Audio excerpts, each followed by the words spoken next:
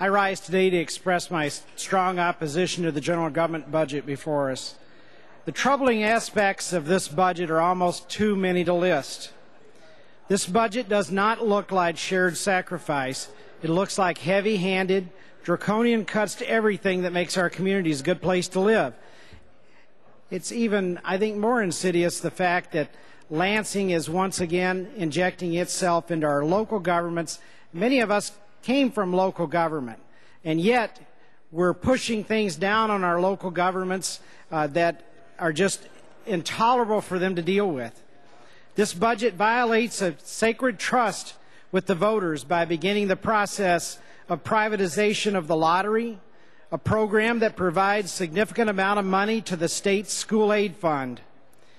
I'd argue that it provides a substantial amount of funding dedicated to our schools, but we all know that this budget plan already violates the trust by raiding school aid fund for other purposes.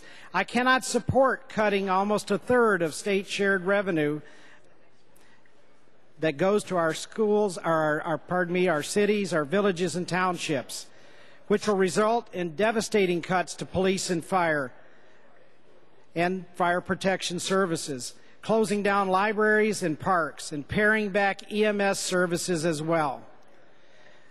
We've all heard from each of our communities, in each of our districts rather, that there are communities that are already trying to struggle with the problems they already have, and now we're going to compound it even more. While there's some merit to consolidation of services, this approach does not work for all communities, and this budget fails to fully incentivize these efforts. Michigan's growing film industry has already grown timid by proposals to cap the film credit, but the $25 million cap in this budget is not enough to keep this industry thriving. This budget is another example of cutting our legs out from under us as we work to get Michigan back on its feet.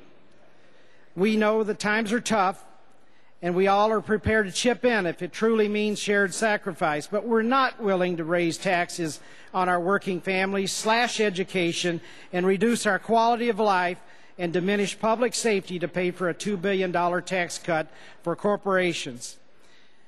I'm voting no on this budget, and I'd urge my colleagues to do the same.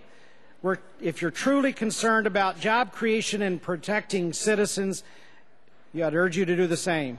And I'd ask my remarks to be printed in the Journal.